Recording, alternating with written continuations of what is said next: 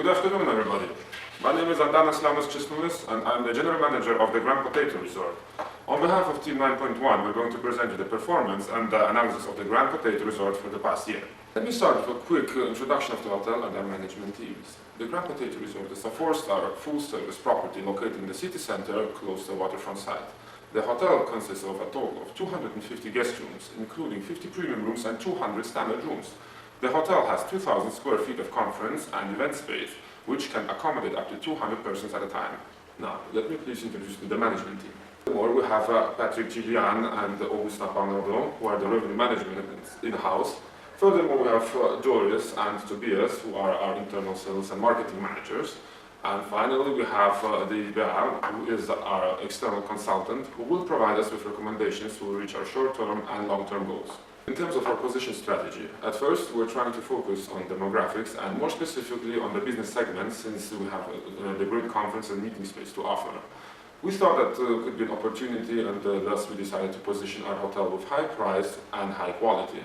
However, moving forward, we suffered from the low occupancy and realized that we have to sacrifice in some part.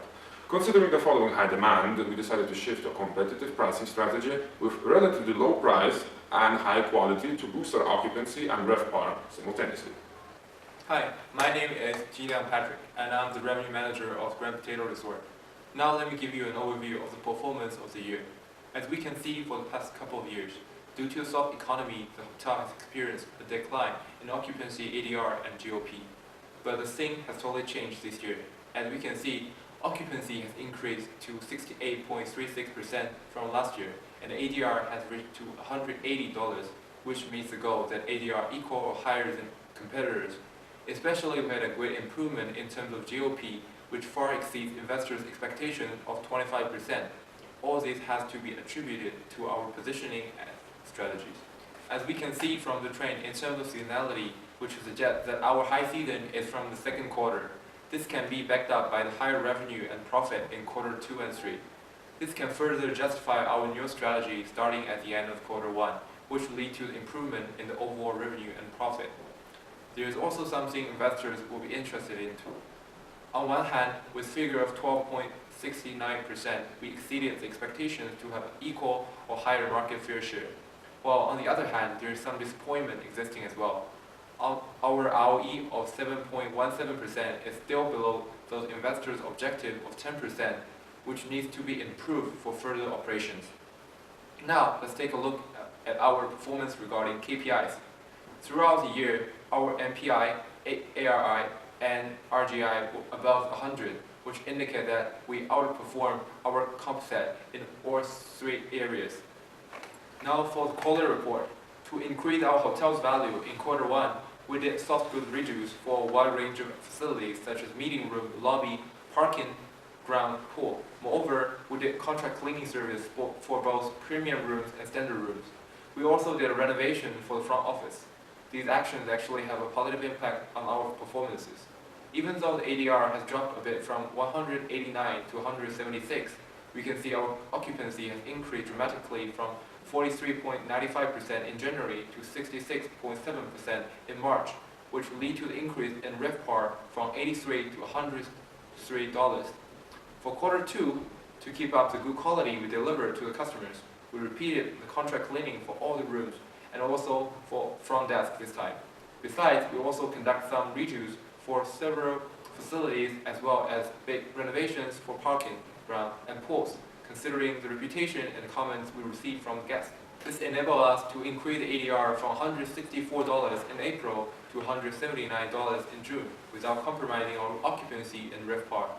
In fact, the occupancy rate has increased from 66.75% to 84.32%, resulting in improvement of RevPAR from $110 to $132 in June, even though this has to do with the overall increasing demand as well.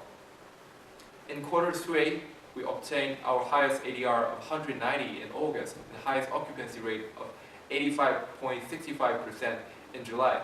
But it's also worth noticing that the overall performance has shown a decreasing trend in September due to the decreasing in demand. For quarter 4, we didn't do much refurbishments due to the fact that we were approaching to a low season and we don't want to spend too much when our service level and reputation is already above the average. The ADR is very steady for the last quarter, while occupancy and RevPAR has slightly decreased.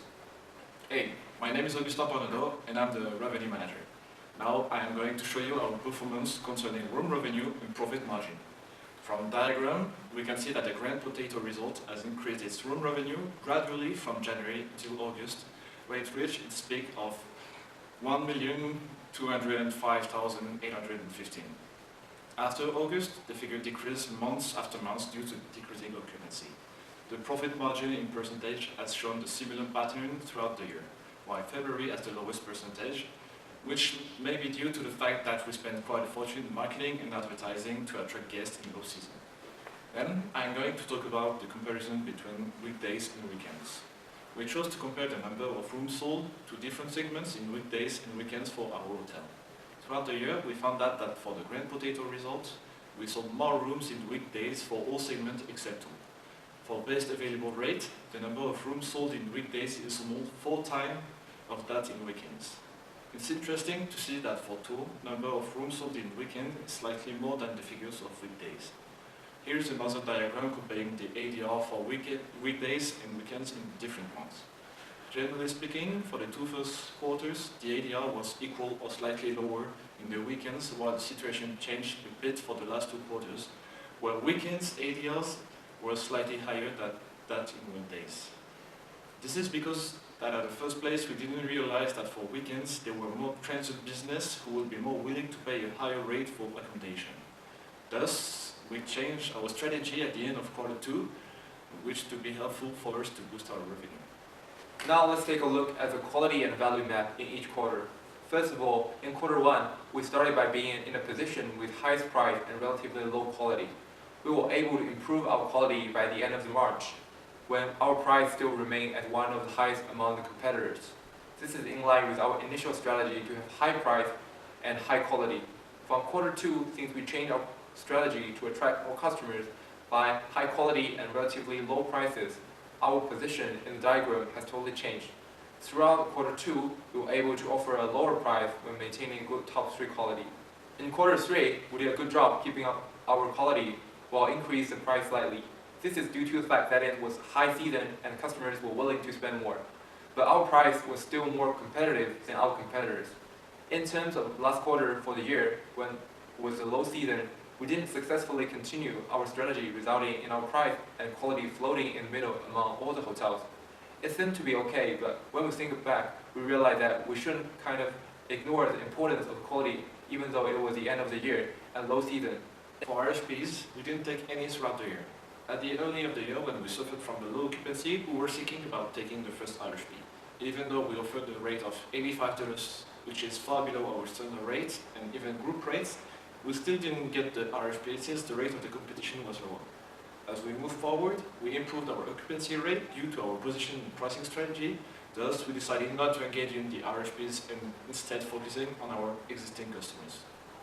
Before we start the analysis for marketing and advertising, I would like to briefly introduce our internal and external performance in 2019 in different customer segments.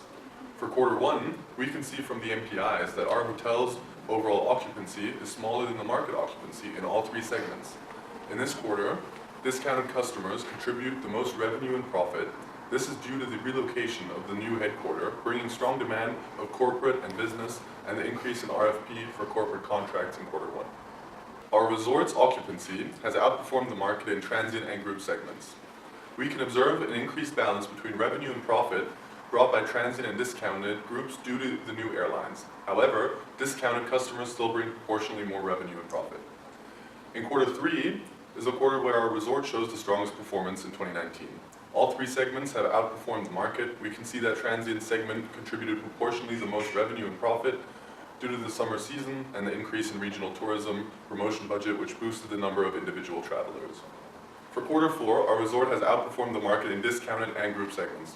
Transient segments contributed the most profit since leisure demand remains the highest in the market. The problem concluded from this analysis is that our resort did not consistently follow the demand pattern and did not focus on increasing the occupancy of the most profitable customers. The recommendation for 2019 would be to carefully predict the quarterly performance based on 2019's historical data and also observe frequently the data that may be generated from market changes. The marketing and advertising, we conducted our analysis into two perspectives, customer segments and channels. Our spending on marketing and advertising combined accounts for 5 to 6% of the total revenue, which can be increased to a consistent 6% for 2020 in order to maintain a strong brand image through the year. Let's start by looking at customer segments. In this slide, we analyzed the marketing and advertising spending and its return on MPIs. According to the chart, our resort spent over 40% every month on transient segment. However, the biggest investment did not reflect the strongest MPI, whereas an average spending of 25% and 20% respectively on discounted and group segments has shown stronger return on MPI. Thus, our resort needs to decrease the spending for transient per quarter by at least 20%. To get a deeper understanding of how to distribute our budget regarding customer segments, we have analyzed in this slide the return on investment of marketing and advertising for the three segments. We can observe from the comparisons that our resorts spend the most for attracting transient customers, ignoring the fact that discounted customers bring the highest return on investment. The probable costs can be, firstly, the fierce competition in the transient market, and secondly, we focused on investing in services and facilities mainly targeting corporate business customers. As a result, we suggest that in 2020 to allocate the biggest budget for discounted customers, then for group customers, and the lowest for transient. The exact ratio recommended can be found in this slide. Now let's look at another aspect of our marketing and advertising efforts, the distribution channels. From this slide, we can see that our hotels spend the most in direct channels. The revenue contributed from this channel is relatively fair. However, we need to recognize that GDS also brought significant return in revenue, which is why we should balance the spending between direct channels and GDS for 2020. One interesting finding from this slide is that OTA is actually the most ineffective channel in revenue contribution.